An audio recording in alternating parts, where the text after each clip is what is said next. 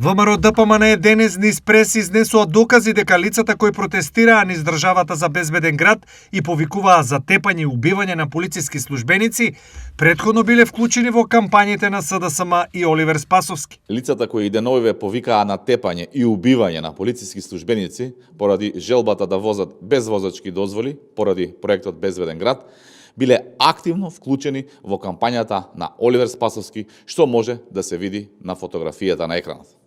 Лицата кои јавно се спротивставија на проектот Безбеден град во изминатите денови излегоа на протести кои беа насочени против мерки кои имаат за цел да спречат возење без возачка дозвола, без регистрација и без одговорност.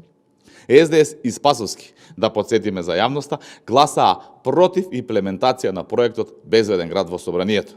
Замислете, екс-министер за внатрешни работи, кој не направил буквално ништо во насока на подобрување на сообраќајната безбедност, гласаше против.